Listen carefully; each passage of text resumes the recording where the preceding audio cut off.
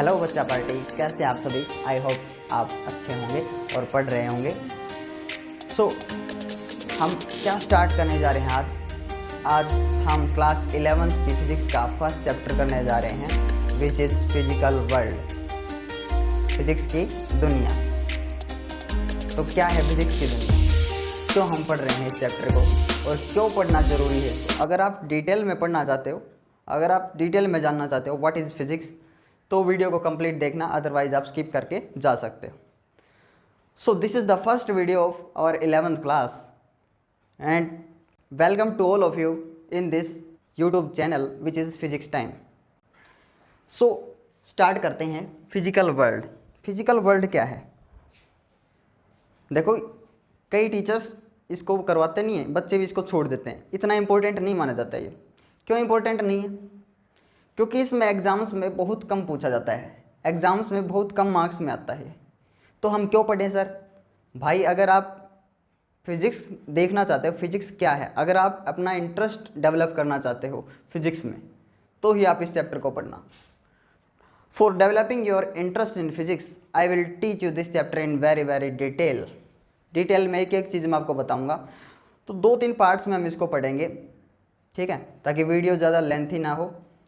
तो आप बने रहिए मेरे साथ। सबसे पहला क्वेश्चन क्या राइज होता है, what is physics, what is physics, physics क्या है। तो फिजिकल वर्ल्ड चैप्टर पढ़ने के बाद आपका ये कन्फ्यूजन क्लियर हो जाएगा हमेशा के लिए कि फिजिक्स क्या है। अब आप कहोगे रहने दो सर, हमें पता है फिजिक्स क्या है, हम पढ़ चुके हैं फिजिक्स क्या है, हम जानते हैं, इलेक्ट्रिसिटी पढ़ रखा है हमने, लॉज ऑफ मोशन है, Newton first law, second law, third law, Ohm's law, reflection है, रिफ्रैक्शन है, यही फिजिक्स है। नहीं बेटा, उससे भी और बहुत ज़्यादा है फिजिक्स, उससे भी बढ़ के है फिजिक्स। तो वही चीज़ मैं आपको बताऊंगा फिजिक्स क्या है। तो फिजिकल वर्ल्ड एक इंट्रोडक्शनरी चैप्टर है अपना, जो अपने को इंट्रोडक्शन देगा फिजिक्स के बारे में कि फिजिक्स क्या है। फिजिकल वर्ल्ड का मतलब समझ में है, फिजिक्स की दुनिया। तो सभी का स्वागत है इस फिजिक्स की दुनिया में।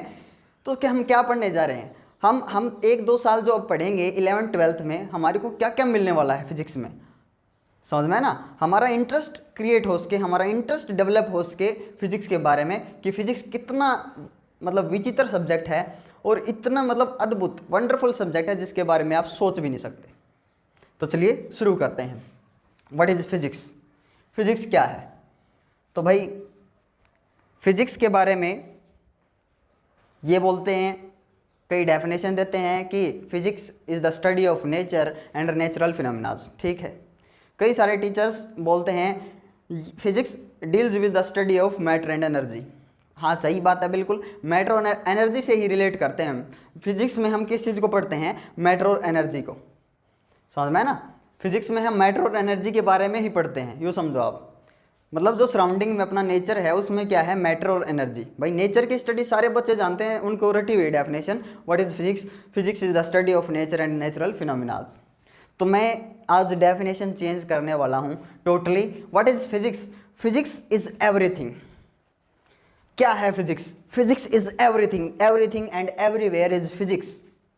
हर जगह फिजिक्स है। आप कोई भी चीज़ देखो अपने सराउंडिंग में, मैं फिजिक्स की एक ही डेफिनेशन सेट करूंगा, एवरीथिंग इज फिजिक्स, चाहे कोई भी कुछ भी डेफिनेशन बोले, ठीक है ना। कैसे बताऊं मैं आपको क्या है फिजिक्स, क्या है फिजिक्स, कैसे बताऊं मैं आपको, कैसे समझाऊं, कैसे बताऊं मैं आपको फिजिक्स क्या है। चलो बता भी देता हूं, सब्र करो थोड़ा। सब कुछ फिजिक्स, वो तारों का टिमटिमाना, वो सूरज का आग बरसाना, वो तारों का टिमटिमाना, वो सूरज का आग बरसाना। अरे वाह बात करो यार।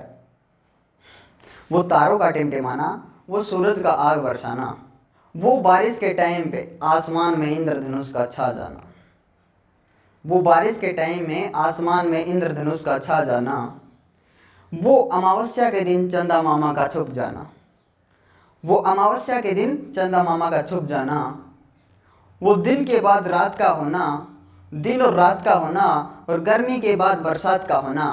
This is physics, everything is physics. सब कुछ फिजिक्स के कारण हो रहा है बेटा, सब कुछ फिजिक्स है। आप सोच ही नहीं सकते कि आप चारों तरफ से फिजिक्स से घिरे हुए हो। समझ में?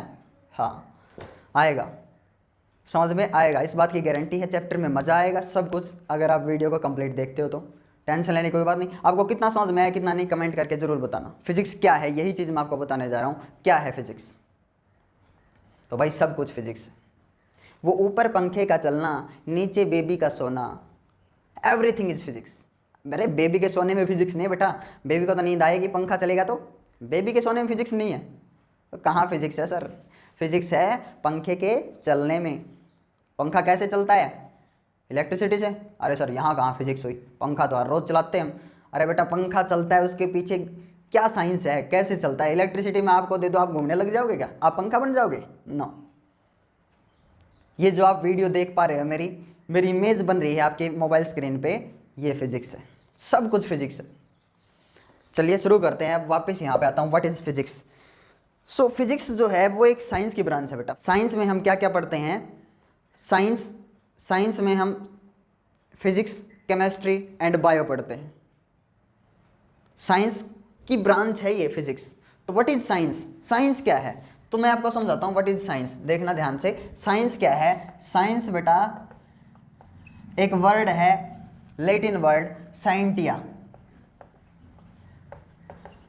साइंटिया एक लैटिन वर्ड है बेटा। कैसा वर्ड है? लैटिन भाषा का वर्ड है। तो यहां से साइंस बना है। साइंटिया का मतलब क्या होता है बेटा? टू नो, जानना, किसी चीज के बारे में जानना, एवरीथिंग, नॉलेज, ठीक है ना? किसी चीज के बारे में जान रहे हो आप, वो साइंस है। नॉलेज, समझ में आया? और कैसी नॉलेज है साइंस? साइंस एक ऑर्गेनाइज्ड नॉलेज है, मैं आपको बताऊंगा आगे। साइंस एक ऑर्गेनाइज्ड नॉलेज है, कैसे देखेंगे। तो पहले आपको समझ में आया, साइंस जो एक लैटिन भाषा का वर्ड है, साइंटिया, जिसका मतलब होता है टू नो, जानना। और हमारी संस्कृत आपको पता है, हमारे सब कुछ जो वेद हैं, पुराण हैं अपने, वो सारे के सारे जो अपने ऋषि हैं उन्होंने किस भाषा में लिखे हुए हैं? वो संस्कृत भाषा में। तो संस्कृत भाषा में विज्ञान एक वर्ड है, विज्ञान वर्ड से निकला है साइंस। बेटा विज्ञान मतलब समझ गए आप, हिंदी में विज्ञान, विज्ञान और विज्ञान, विज्ञान सिमिलर वर्ड हुए कि नहीं?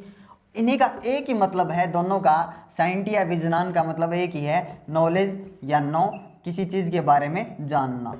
दोनों का सेम मीनिंग है बेटा, दोनों का सेम मीनिंग रहेगा भाई, चेंज नहीं होगा, समझ में? तो साइंस जो है, साइंस क्या है? किसी भी चीज़ के बारे में जानना साइंस है। और भी आपको डिटेल में बताऊंगा मैं आगे। तो साइंस जो है उसको हमने ब्रांचेस में डिवाइड किया है, फिजिक्स, केमिस्ट्री एंड बायो। तो हम फिजिक्स को पढ़ रहे हैं। तो फिजिक्स क्या है मैंने आपको बता ही दिया, नेचर की स्टडी, आसपास की स्टडी फिजिक्स है।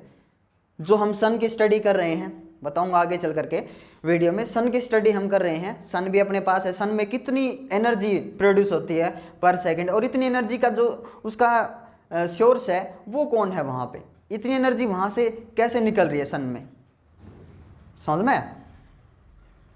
हम डिफरेंट प्लैनेट्स के बारे में पढ़ते हैं, तो प्लैनेट्स भी तो अपने पास ही हैं, सन भी अपने पास है। जो नेचर है वो आसपास का ही, फिजिक्स कोई ऊपर से नहीं पढ़ा है, फिजिक्स को आसमान से नहीं टपकी है। आसपास की स्टडी, हर एक चीज़ की जो स्टडी है आसपास की, वही फिजिक्स है बेटा, वही फिजिक्स है समझ में? हाँ।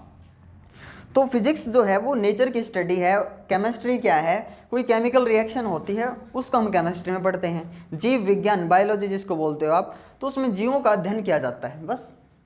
और फिजिक्स आपको पता ही लग गया, और पता लग जाएगा आपको। आगे देखो,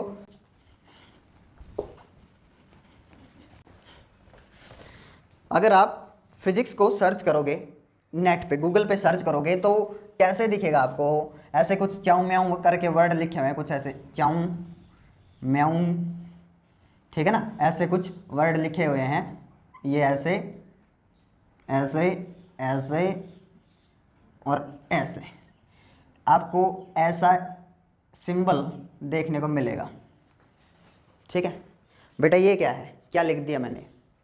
तो आप गूगल पे सर्च करोगे तो आपको ये दिखेगा, ये फिजिक्स है बेटा। ये एक ग्रीक वर्ड है। कौन सी भाषा का वर्ड है बेटा? ग्रीक। ये ग्रीक वर्ड है, ग्रीक भाषा में इसका प्रोनाउंसिएशन क्या होता है? फ्यूसिस। अरे इसका प्रोनाउंसिएशन क्या है ग्रीक भाषा में? फ्यूसिस, FUSIS। अभी जो मैंने चाओ करके ये जो वर्ड लिखा है ना, इसको हम फिजिक्स में, या फिर सॉरी, इसको प्रोनाउंस कैसे करते हैं? इसको प्रोनाउंस करते हैं फ्यूजिस। इसका प्रोनाउंसिएशन क्या है? फ्यूजिस। ग्रीक वाले करते हैं। अब इसका मतलब क्या है बेटा? इसका मतलब है, इसका मीनिंग हुआ नेचर। क्या हुआ बेटा? Meaning nature. और नेचर की स्टडी करना क्या है, और नेचर को समझना क्या है? Physics. Physics is nature, study of nature. आया समझ में? तो फिजिक्स क्या है? फिजिक्स आसपास की स्टडी है, अपने नेचर की स्टडी फिजिक्स है।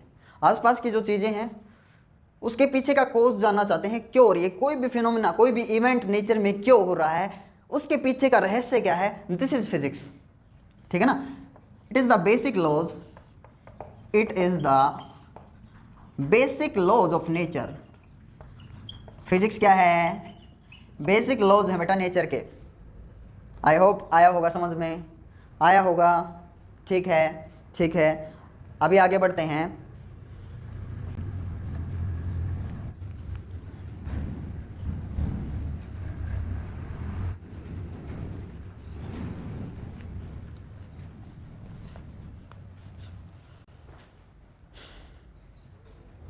आया कुछ समझ में?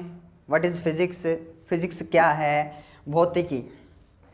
इसको हिंदी में प्रोनाउंस क्या करते हैं हम? भौतिकी, बस। तो फिजिक्स क्या है? अगर आप देखोगे, नेट पे सर्च मारोगे तो इसकी 2-3 डेफिनेशंस आपको मिल जाएंगी। 2-3 डेफिनेशन क्या कहती हैं? देखो इसकी डेफिनेशन फर्स्ट क्या है?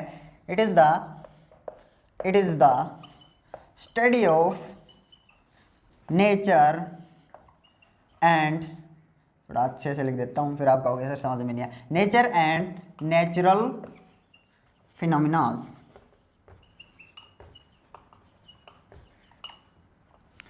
It is the study of nature and natural phenomenon.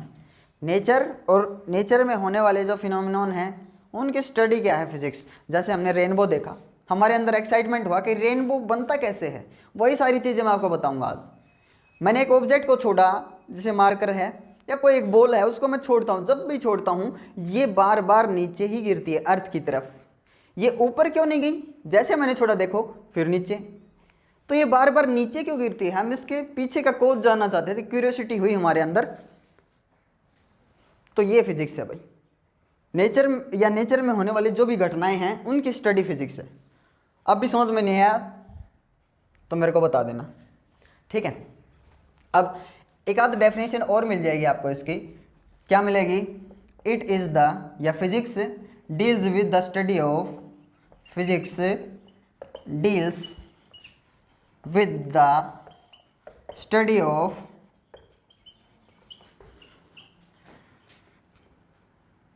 matter and energy associated, ये दोनों एक दूसरे से जुड़े हुए हैं, associated with each other। क्या चीज़ जुड़ी है बेटा? मैटर और एनर्जी। पढ़ेंगे हम, टेंशन मत लो, ठीक है? एक आध डेफिनेशन और मिल जाएगी, आप नेट पे सर्च करोगे। क्या? It is the laws and, it is the laws and principle which governs this universe. Yes, yes, yes, yes, it is the laws and principle which governs the universe।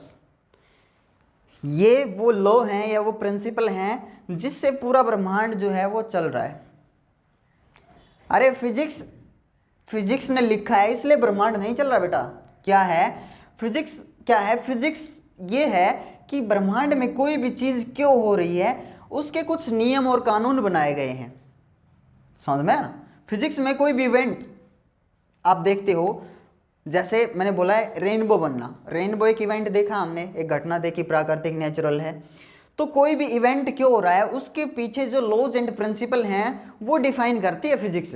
जब यूं नहीं कहता मैं physics ने book में लिख दिया ऐसा ऐसा हो रहा है, ग्रेविटी के कारण जो है अर्थ बार बार इसको नीचे की तरफ खींच रही है तो ही अर्थ खींचेगी, ऐसा नहीं है। अर्थ क्यों खींच रही है, उसके ऊपर क्या हुई, एक्सपेरिमेंट्स हुए, उसके ऊपर इन्वेंशंस हुए, उसके ऊपर खोज हुई। समझ में आ रहा है आपको? हाँ, तो ये क्या है, it is the laws and principle which governs the universe. भाई इसमें वो लॉज वो प्रिंसिपल हैं जो इस यूनिवर्स को चलाते हैं। फिर मैंने पहले बोल दिया ये वो लॉ नहीं है जो फिजिक्स ने लिख दिया और फिर वर्ल्ड, ये जो वर्ल्ड है या फिर ये यूनिवर्स है उससे ये यूनिवर्स चल रहा है, नहीं। ये वो लॉज एंड प्रिंसिपल हैं कि यूनिवर्स कैसे काम कर रहा है उसको हमने समझा और उसको हमने लिखा। समझ में? ये फिजिक्स है। या फिर हम कह दें उसके अकॉर्डिंग नेचर चले, ऐसा थोड़ी ना होगा। नेचर क्या चाहता है, नेचर क्या कर रहा है, कौन सा इवेंट कैसे हो रहा है, क्यों हो रहा है, वाई एंड हाउ को एक्सप्लेन करना, क्यों हो रहा है, कैसे हो रहा है, कब हो रहा है, कब होगा, ये बेटा ये इन सब चीज़ों का आंसर देना ये फिजिक्स है। कोई भी इवेंट के पीछे क्या लॉज हैं, क्या प्रिंसिपल हैं, ये फिजिक्स है। न कि फिजिक्स ने लिख दिया फिर उसको नेचर फॉलो करे, ऐसा नहीं है। सिर्फ आपने यही चीज़ समझनी बस। ये 2-3 डेफिनेशंस हैं फिजिक्स के बारे में जो आपको याद होनी चाहिए, ठीक है, इम्पोर्टेंट हैं। अब इससे आगे चलते हैं हम, फिर से एक बार साइंस के ऊपर आता हूँ। साइंस क्या है, ध्यान से देखिएगा।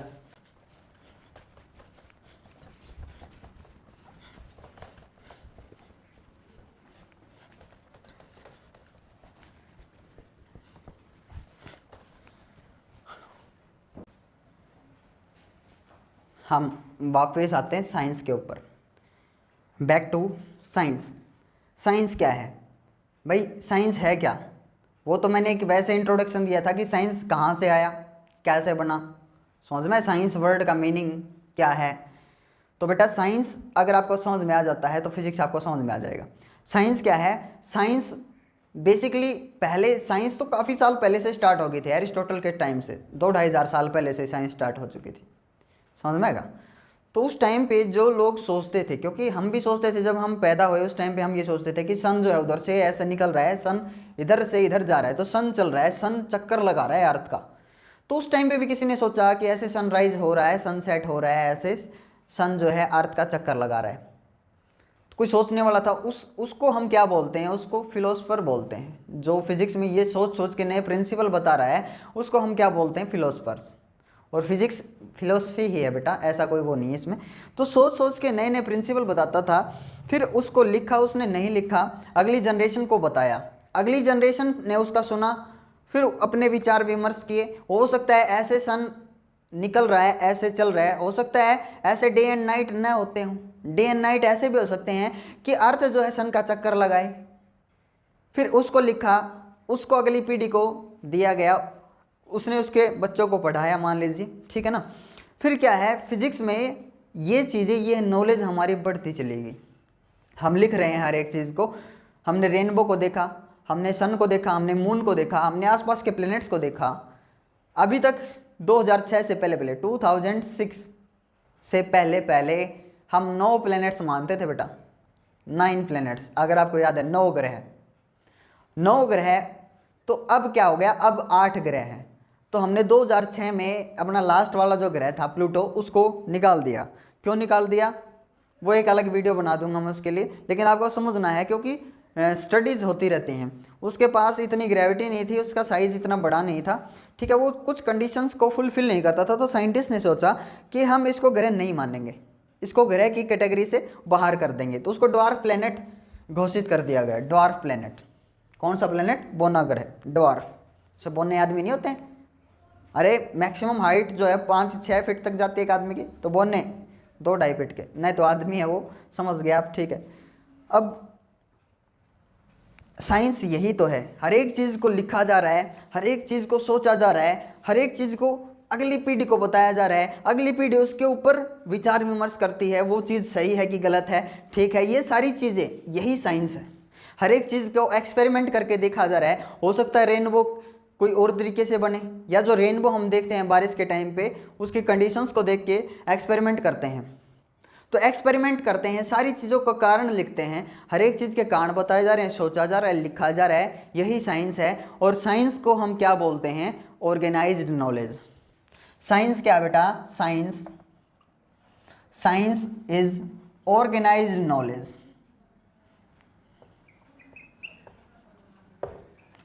ऑर्गेनाइज्ड नॉलेज मतलब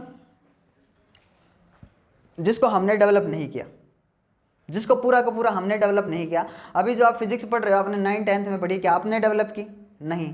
हम तो सिर्फ उसको 5 मिनट 10 मिनट में 1 घंटे में पढ़ लेते हैं, हमने उसके ऊपर टाइम नहीं लगाया है। समझ में? ऑर्गेनाइज की हुई है, यानी कि पीछे से चली आ रही है, वो नॉलेज जो है वो साइंस है। आया समझ में? हाँ, जिसको हमने डेवलप नहीं किया, आप ये मानो। तो कोई भी फॉर्मूला आप पढ़ते हो फिजिक्स में, कोई भी चीज़ आप पढ़ते हो, वो ऑर्गेनाइज है, ऑर्गेनाइज नॉलेज है। मतलब वो बहुत सालों की मेहनत है, किसी की भी हो चाहे, लेकिन हमें उसके पीछे सालों लगाने की जरूरत नहीं है। हम सिर्फ 5-10 मिनट 20 मिनट में पढ़ लेते हैं। जैसे केपलर के लॉ है बेटा, केपलर के लॉ आप तो सिर्फ 10 मिनट में पढ़ सकते हो। केपलर के तीनों लॉ, जिस बच्चे ने 9th क्लास में फिजिक्स पढ़ी है वो जानता है केपलर के लॉ क्या है, तो वो तो 10 मिनट में पढ़ लेगा। हमें उसके पीछे सालों लगाने की जरूरत नहीं। केपलर ने हो सकता है उसके पीछे 50 साल लगाए हों, केपलर की बहुत ज़्यादा मेहनत लगी उसके पीछे। तो ये है ऑर्गेनाइज नॉलेज, ये है साइंस। समझ में आया? तो फिजिक्स क्या है, फिजिक्स की स्पेशलिटी क्या है, वो सारी चीज़ें हमने देखनी है अभी। तो साइंस में ऐसे ही नहीं किसी चीज़ को शामिल किया जाता। जैसे केपलर के लॉ मैंने बोला कि कोई भी लॉ बन गया, तो ऐसे ही कोई लॉ नहीं बनता है। हर एक चीज़ को साइंटिफिक तरीके से देखा जाता है, सोचा जाता है, उसके कारण बताए जाते हैं। तो नेचर को जो हम पढ़ते हैं, तो नेचर की स्टडी तो है फिजिक्स, तो नेचर को हम पढ़ते हैं तो किस तरह से पढ़ते हैं? साइंटिफिक वे में पढ़ते हैं हम। ऐसे नहीं मैंने बोल दिया और उसको साइंस मान लिया जाएगा, नहीं।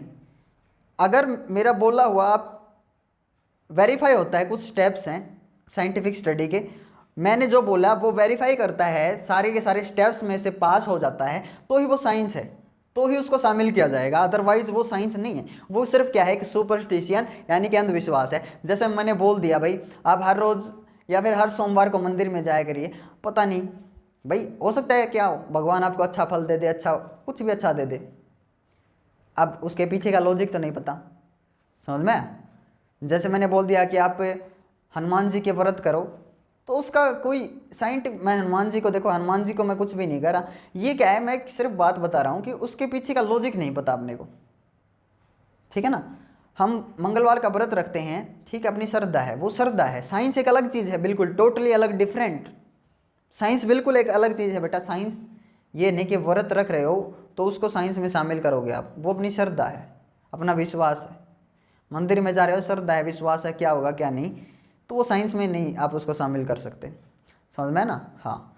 तो साइंस क्या है? साइंस एक टोटली डिफरेंट चीज़ है। कोई भी बात जो बोलोगे आप, वो साइंस कब मानी जाएगी? जब कुछ साइंटिफिक स्टेप्स हैं उनको मेरी बात फॉलो करती है, उसमें वेरीफाई होती है, पास होती है।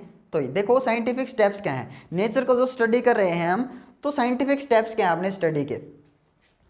साइंटिफिक स्टेप्स क्या हैं देखो,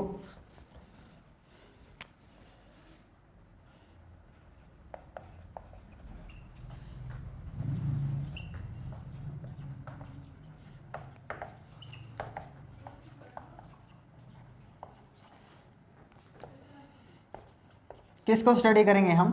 नेचर को।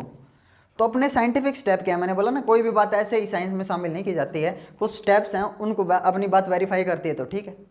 तो स्टेप्स क्या हैं? पहला स्टेप क्या है बेटा अपना? पहला स्टेप होगा ऑब्जर्वेशन। Observation, yes. सबसे पहले हम ऑब्जर्व करते हैं, देखने के पहले हम कुछ सोच नहीं सकते। जैसे हमने देखा, हम गाड़ी चला रहे हैं, मान लो हम गाड़ी चला रहे हैं, 100 की स्पीड पे हैं हम गाड़ी चला रहे हैं, आगे कोई बच्चा आ गया, आगे कोई बच्चा आ गया एकदम से, तो हमारे माइंड को सिग्नल क्या मिलेगा कि कोई बच्चा आ गया, गाड़ी भगा रखी है हमने, तो क्या लगाना पड़ेगा, क्या मारना पड़ेगा? ब्रेक। हाँ, यही ऑब्जर्वेशन है। हम ऑब्जर्वेशन लेते हैं सबसे पहले, ऑब्जर्वेशन ही सब कुछ है, यूँ समझो। आप किसी चीज़ को आप ऑब्जर्व करोगे, सबसे पहले ऑब्जर्व करने से पहले आप कुछ सोच ही नहीं सकते। अगर बच्चा आपने देखा ही नहीं तो आप कैसे सोचोगे कि कोई बच्चा आ सकता है या नहीं? वो तो अलग मैटर होगा ना बेटा। सबसे पहले ऑब्जर्व करेंगे हम कि कोई बच्चा आ गया रास्ते में, तो बच्चा आने के बाद हमें ब्रेक लगानी है, गाड़ी को रोकना है, स्लो करना है, रेस से पैर हटा के ब्रेक लगानी है, एक्सेलरेटर पेडल से पैर हटाओ, ब्रेक लगाओ। तो ये क्या थी अपनी ऑब्जर्वेशन।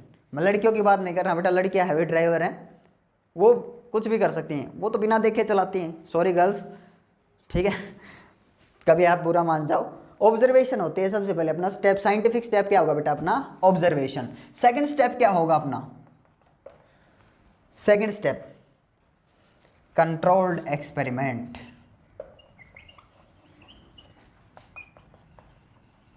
अब ये क्या है बेटा, आपने देखा आपके फील्ड में कोई कैनल है, कैनल फ्लो कर रही है, नहर, ड्रेन, आपने देखा लेफ्ट टू राइट पानी जाता है उसमें, ठीक है।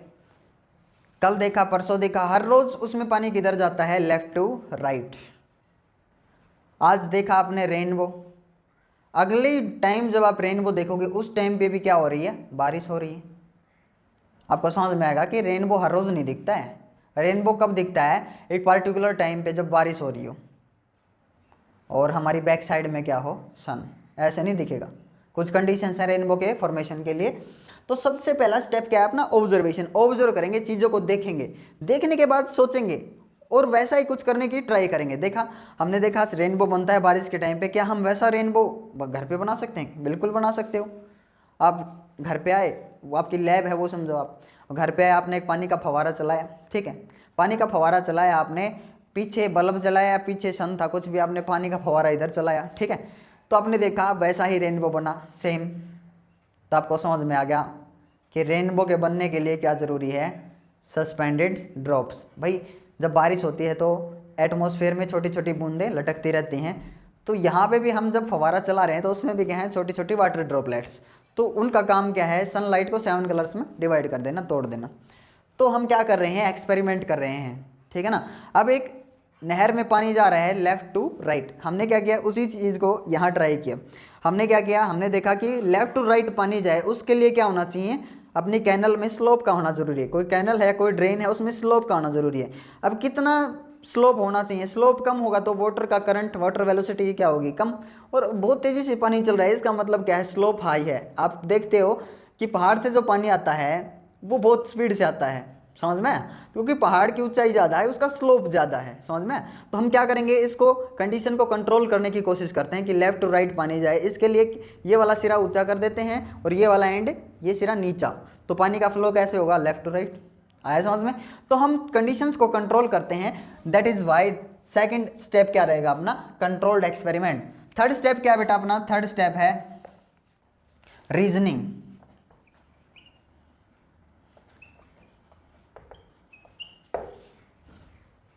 रीजनिंग का मतलब क्या है, किसी चीज़ का कारण बताना, किसी चीज़ का कारण बताना रीजनिंग है। मतलब आपने रेनबो को देखा, रेनबो को देखते ही आपके माइंड में क्या आया, उसका रीज़न क्या है, रेनबो बनने का रीज़न क्या है, ठीक है, देखते हैं उसका रीज़न बताना ही क्या है, रीजनिंग। वो कैसे बनता है, शायद वो सातों के सातों कलर कहाँ पे प्रेजेंट होंगे, सनलाइट में। तो आप क्या कहोगे, जरूर ये सातों के सातों कलर कहाँ थे, सनलाइट में, और वाटर ड्रॉपलेट्स ने क्या किया, उनको तोड़ने का काम किया, एक एक कलर को अलग अलग दिखाया, तोड़ा। तो हम क्या कर रहे हैं, उसकी रीजनिंग बता रहे हैं, उसका कारण बता रहे हैं, रीजनिंग मतलब कारण। तो ये रीजनिंग मैंने जो बताया उसके गुण के बेसिस पे, क्वालिटी के बेसिस पे, तो इसका नाम क्या है, क्वालिटेटिव रीजनिंग। इसमें कोई नंबर नहीं आया है, कोई संख्या नहीं आई है, 1 2 3 4 5 कुछ ऐसा नहीं आया, सिर्फ ये बताया कि वो सातों कलर कहाँ पे प्रेजेंट रहेंगे सन में, इसलिए वाटर ड्रॉपलेट्स ने क्या किया, उनको अलग अलग तोड़ने का काम किया। अब इसमें नंबर कहाँ से लाएं, नंबर का मतलब क्या बेटा, मैं बताता हूँ आपको। ये गुण के बेसिस पे, क्वालिटी के बेसिस पे रीजनिंग करना, क्वालिटेटिव रीजनिंग। अगर उसमें कोई नंबर लेके आते हो 1 2 3 4 5, वो क्या है, देखो जैसे मैंने बोला रेनबो अगर दिखेगा आपको, रेनबो को देखने के लिए कंडीशन क्या है, हॉरिजेंटल से, ये हॉरिजेंटल है यूँ मानो आप, हॉरिजेंटल से आपका एंगल कितना होना चाहिए आपकी आईज में, रेनबो अगर दिखे तो 42 डिग्री का एंगल होना चाहिए, उससे कम या ज़्यादा हुआ तो नहीं दिखेगा, समझ में है ना। हाँ, तो इसमें एक नंबर आ गया 42, तो ये कैसी रीजनिंग कर दी मैंने, कैसी रीजनिंग है ये, क्वांटिटेटिव। कैसी रीजनिंग है बेटा, क्वांटिटेटिव रीजनिंग है, जहाँ पे नंबर आ जाए। जैसे मैं देखो एक बार इसको मैं छोड़ता हूँ, अर्थ की तरफ गिरता है, फिर छोड़ा, फिर अर्थ की तरफ गिरा, फिर छोड़ा, फिर अर्थ की तरफ गिरा, गिरा कि नहीं, बार बार गिरा। तो हमने बोला कि अर्थ के पास क्या है, अर्थ के पास क्या होगा, मास। देखो ऑब्जर्वेशन है अपनी शुरू में, एक बार गिरा, दो बार गिरा, हमने देखा, ऑब्जर्व किया सबसे पहले, ठीक है ना। हमने इसके ऊपर एक्सपेरिमेंट किए, वो क्या बोले जाते हैं, कंट्रोल एक्सपेरिमेंट। 10 बार छोड़ा, 20 बार छोड़ा, तो वो अपनी कंडीशंस को हम क्या करें, कंट्रोल। तो ये कंट्रोल एक्सपेरिमेंट सेकंड स्टेप। एक और एग्जांपल से समझा रहा हूँ अभी। थर्ड स्टेप क्या होगा, थर्ड स्टेप हम क्या बता रहे हैं, हमने देखा कि ये नीचे गिरा है तो अर्थ की तरफ गिरा है। अर्थ के पास क्या होगा, अर्थ के पास ह्यूज मास है, बहुत ज़्यादा मास। तो मास के कारण ये मास, इसके पास भी क्या है, मास। इस मास के ऊपर क्या अप्लाई हो रहा है, अट्रैक्शन का फोर्स। तो हमने बोला कि अर्थ के पास मास है, हमने उसकी क्वालिटी बताई है, क्वालिटेटिव रीजनिंग की है। अर्थ के पास मास है इसलिए वो मास वाले ऑब्जेक्ट को खींचती है। अर्थ का मास ज़्यादा है, इसका मास कम है, इसलिए अर्थ ने इसको खींच लिया। ये भी अर्थ को खींच सकता था, नहीं तो, अरे खींच रहा है अब भी, ये अर्थ को खींच रहा है, लेकिन इतना फोर्स नहीं लगा पा रहा, because its mass is very very small. इसका मास क्या है, बहुत ही छोटा है बेटा, इसलिए ये फोर्स अप्लाई नहीं कर पा रहा है और अर्थ की तरफ एक्सेलरेशन से गिरता है ये, ठीक है। तो इसमें सिर्फ गुण के बेसिस पे मैंने बताया है। अब क्वांटिटेटिव कोई नंबर नहीं आया इसमें, सिर्फ कौन सी रीजनिंग की है हमने, क्वालिटेटिव रीजनिंग। अब देखो, मान लो हमने पूछा कि बताइए अगर डिस्टेंस को डबल कर दें, हम ज़्यादा डिस्टेंस पे ले जाएं इसको, तो भी उतने ही फोर्स से खींचेगी क्या अर्थ। अगर इसको और ज़्यादा डिस्टेंस पे ले जाएं तो भी उतने फोर्स से खींचेगी, तो नहीं। उसके लिए हमारे को एक फॉर्मूला देना पड़ेगा। हमने बोला कि देखो आप दो ऑब्जेक्ट्स के बीच अगर डिस्टेंस को डबल कर देते हो तो ग्रेविटेशन का जो फोर्स है वो 4 टाइम्स वीक हो जाता है, 4 गुना कम हो जाता है। तो यहाँ पे क्या आ गया कि नंबर, डिस्टेंस को डबल करो, लगने वाला फोर्स कितने गुना कमज़ोर हो जाएगा, 4 टाइम्स। तो ये रीजनिंग कैसे बेटा, क्वांटिटेटिव रीजनिंग। आया समझ में, आई होप आया होगा। नेक्स्ट स्टेप देखिए अपना क्या है, नेक्स्ट स्टेप क्या है, मैथमेटिकल मॉडलिंग, ठीक है। मैथमेटिकल मॉडलिंग का मतलब क्या होता है बेटा, फॉर्मूला देना, ठीक है। अब इसका फॉर्मूला क्या है भाई, अगर मैं इसको एक बार छोड़ रहा हूँ, अगर मैं इसको फेंक रहा हूँ ऊपर की तरफ, मैंने देखा नीचे की तरफ गिरता है, मैं इसको और ऊपर फेंकता हूँ फिर भी नीचे की तरफ गिरता है, अर्थ की तरफ, तो क्या बोला, अर्थ के पास क्या है, मास। तो मास तो मून के पास भी, अपने पास में मून भी, मून क्यों नहीं खींचता इसको। ऐसे जब हमने फेंका तो अर्थ की तरफ ही क्यों गिरा ये, मास तो सन के पास भी है, तो सन को और ज़्यादा फोर्स से खींचना चाहिए, क्योंकि सन के पास तो बहुत ज़्यादा मास है। अपने सोलर सिस्टम में सबसे ज़्यादा मास किसका है, सन का। तो सन उतना जोर से क्यों नहीं खींच पाता, सन को खींचना चाहिए, लेकिन हमने देखा अर्थ ही खींच पाती है। तो उसका क्या देना पड़ेगा, अब एक मैथमेटिकल फॉर्मूला देना पड़ेगा, उसका रीज़न बताना पड़ेगा क्यों नहीं खींच पाता सन। क्योंकि फोर्स ऑफ ग्रेविटेशन क्या है, कांस्टेंट G(m1 m2 अपॉन में r²। हमने इस फॉर्मूले में ये g की वैल्यू रखनी है, ये मास रख दिया सन का, ये मास रख दिया इस मार्कर का, और उसके बीच का डिस्टेंस रख दिया। भाई यहाँ का और सन का डिस्टेंस बहुत ज़्यादा है, इनके बीच फोर्स देखा बहुत कम आया। और जब अर्थ का मास रखा है यहाँ पे, मार्कर का मास, और यहाँ देख लो 1 मीटर डिस्टेंस है मान लो अर्थ का, तो ये हमने रखा यहाँ पे, तो फोर्स निकल गया वेरी लार्ज।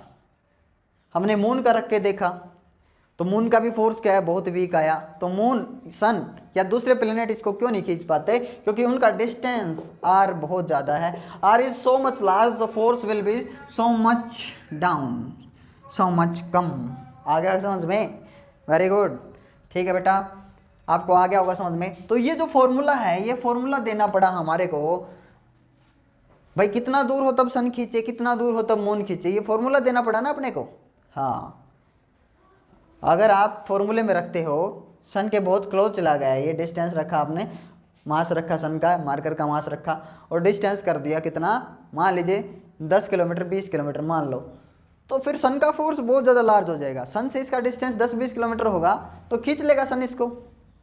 तो फॉर्मूला के बगैर हम फंस जाते, तो हम नहीं फंसे, उसके लिए ये फॉर्मूला बनाया आपने को कि कितने डिस्टेंस पे कितना फोर्स लगेगा मार्कर के और सन के बीच में। तो ये फॉर्मूला देना क्या बोला जाता है, मैथमेटिकल मॉडलिंग करना। आई होप आया होगा समझ में, आया होगा, ठीक है। नेक्स्ट स्टेप क्या है, मैथमेटिकल मॉडलिंग के बेसिस पे हम क्या करना स्टार्ट कर देते हैं, प्रिडिक्शंस। क्या करना स्टार्ट कर देते हैं बेटा, प्रिडिक्शंस, जिसको क्या बोलते हैं, भविष्यवाणी। और अपनी प्रेडिक्शन के दो रिजल्ट होंगे। रिजल्ट क्या होंगे मैं बताऊंगा, पहले प्रेडिक्शन समझो। प्रेडिक्शन क्या है, जैसे बात है अप्रोक्सीमेट, पक्का तो याद नहीं है, शायद यही डेट होगी 12 अगस्त 2018 में, अभी अभी की, ज़्यादा दूर नहीं है बात, ज़्यादा पुरानी बात नहीं है, ठीक है। 12 अगस्त 2018 की बात है। क्या बात है कि हमने सोलर पार्कर प्रोब ये लॉन्च किया था। ये क्या था सर? बेटा ये एक ऐसा सैटेलाइट था जो सन के बहुत पास जाके उसकी स्टडी करने वाला था। सन के पास कितना पास? मरकरी से भी पास। अरे बेटा सन के पास वाला पहला प्लेनेट कौन सा है? यहाँ सन के अगला जो प्लेनेट आएगा वो मरकरी, फिर आएगा वीनस, फिर आएगा तीसरे नंबर पे अर्थ है।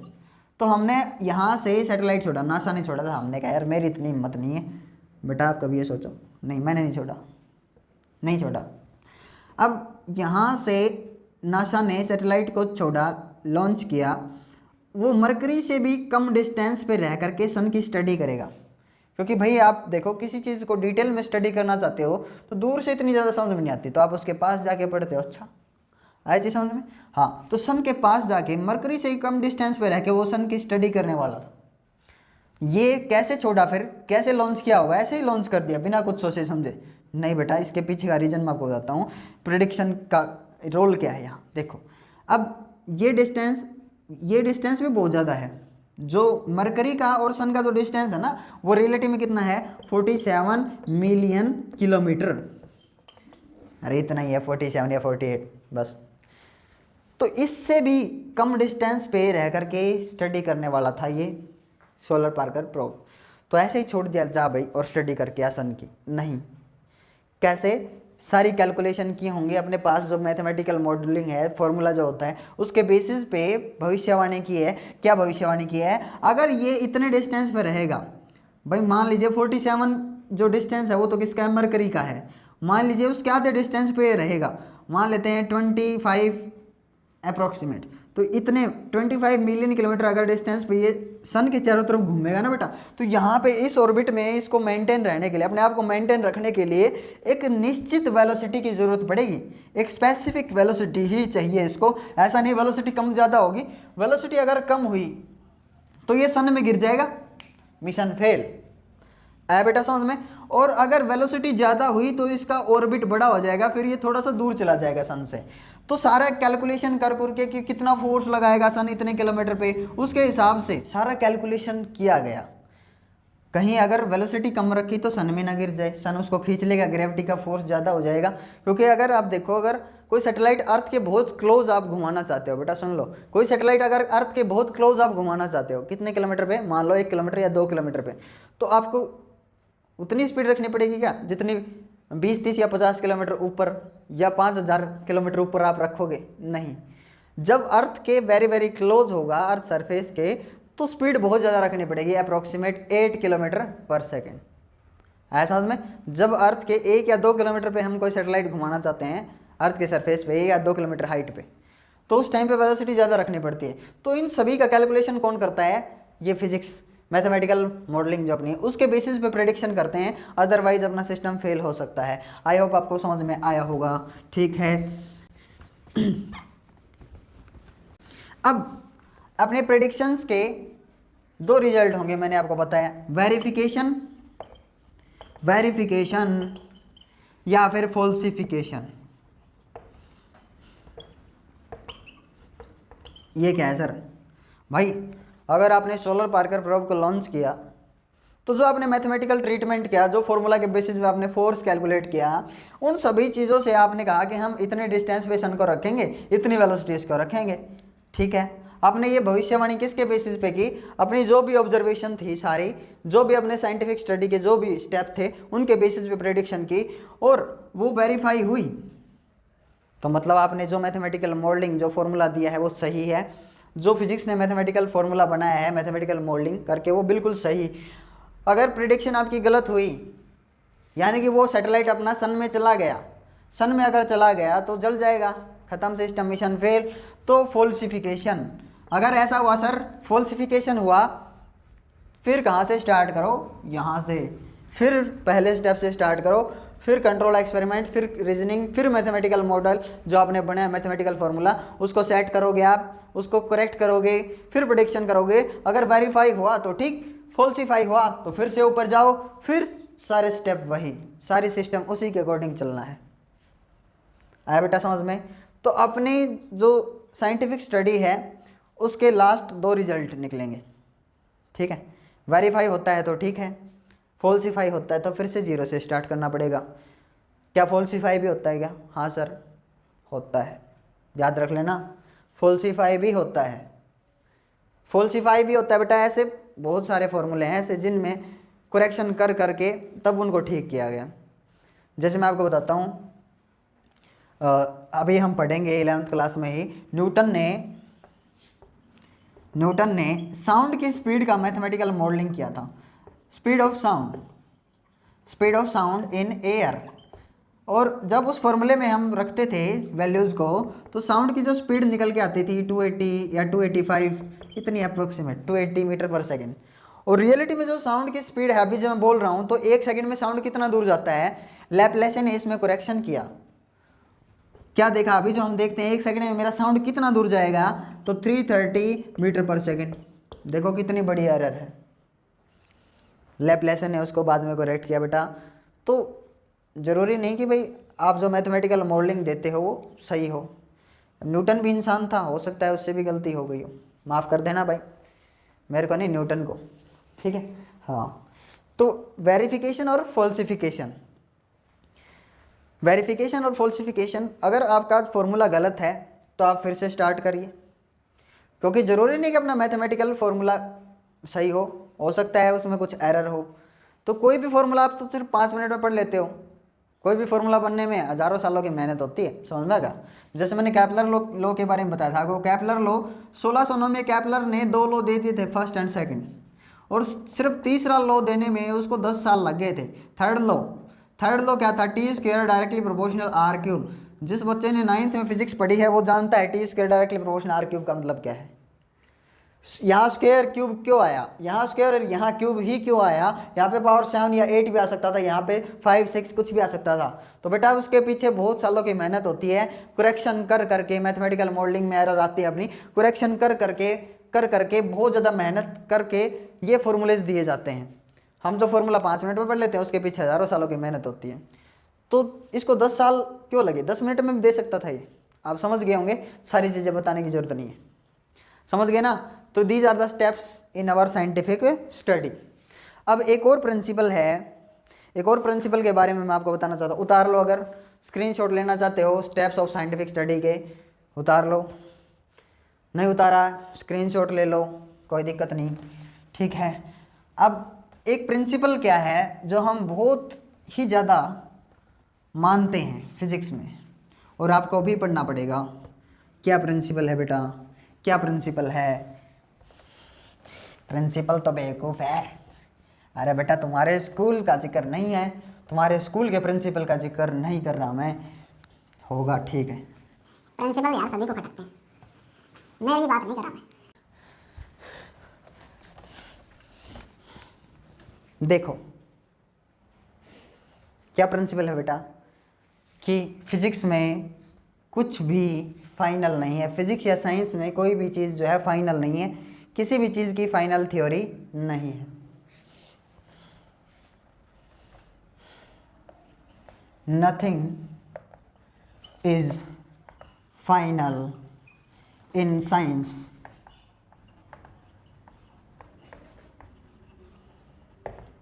कुछ भी फाइनल नहीं है। क्या बात कर रहे हो सर? हाँ यही तो समझा रहा हूँ, दैट लॉज एंड प्रिंसिपल्स